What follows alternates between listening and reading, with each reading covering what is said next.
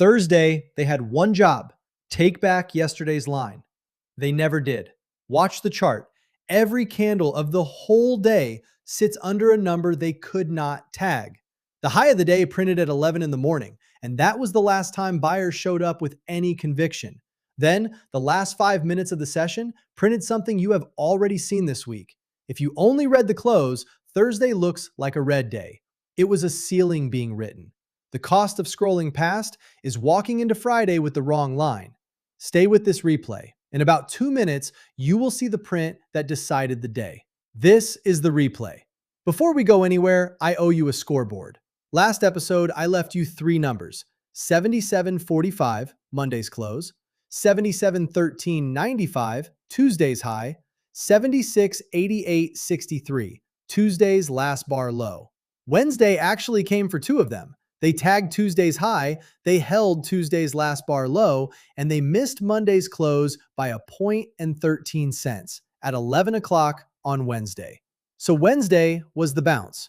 Thursday is what happened to the bounce. A bounce that cannot hold overnight is just a photograph of buyers who already left. None of those three got a real reclaim on Thursday. Monday's close, never visited. Tuesday's high, never visited. Tuesday's last bar low, gone in the first 5 minutes. That is why the three numbers at the end of this video matter more than the headline at the top of it. Now start the clock. 9:30, Thursday morning. The S&P opens at 76.90.49. 17 points of open air back up to Wednesday's close at 77.07.98. They have 6.5 hours to go get it. 90 minutes to lunch. The whole afternoon after that. First bar already punches through Tuesday's last bar low. The low of that opening candle is 76.79.11. The line I left you with on Tuesday is gone before the first 5 minutes are over.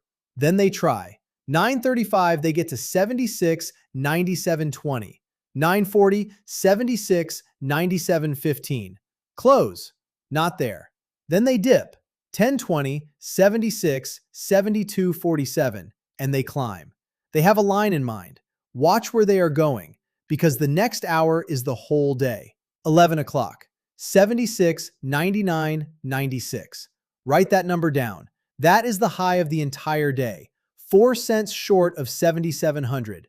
8 points short of Wednesday's close. They never tagged 7,700. They never tagged yesterday. The very next bar, 11:05, opens at 76.98.03, which is the high of that candle, and dumps almost 15 points. That was the last try. After 11:15, they never even got back to 76.90. 4 hours and 45 minutes left on the clock, and they used all of them going the other way. And at 3:55, the last 5-minute bar of the session, they print the low of the day, 76.39.01. The last bar. Monday, Tuesday, Thursday.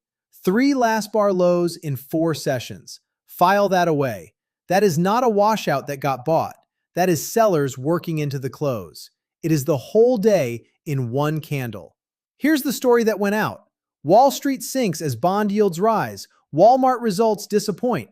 The Dow gets slammed. Advance Auto Parts drops 24%.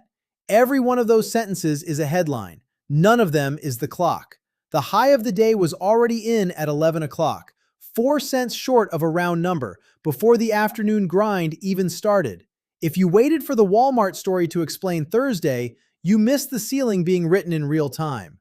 Most people scrolled past that 11 o'clock candle. Here's what it cost them.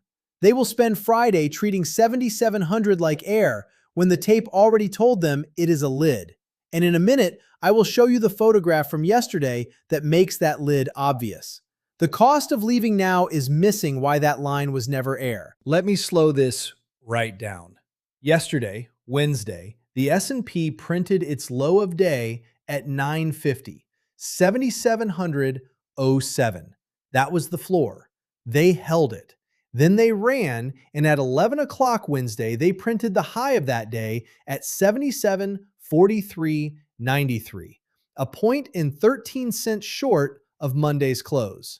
Same clock, Thursday, 11 o'clock, 76.99.96. Wednesday's floor became Thursday's ceiling. 4 cents under the line they defended, the day before. Last Thursday, I showed you a high they missed by 1 cent.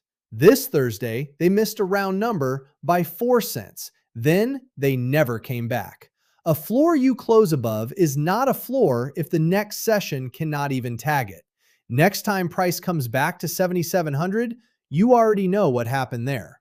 Now leave the S&P print alone for a minute. Look at the Dow. Thursday, the opening print was the high of the day, 53,381. They never tagged Wednesday. The last 5-minute bar printed the low, down 1.32%.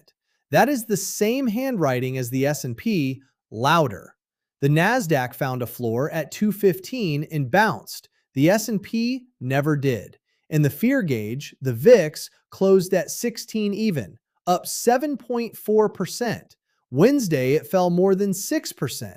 Thursday, it came right back. When somebody tells you the market about Thursday, they had to pick one. Pick the one that printed the low in the last bar. That is the one that decides the next test. Here's who paid and who didn't. Micron closed up 3.97%. And watch the last bar. Micron printed its high of day in the same 5 minutes the S&P printed its low. Opposite tape. Quiet volume too, under its own average. Amazon never tagged yesterday, and its last bar printed the low down 2.2. Apple's last bar printed the low down 1.75.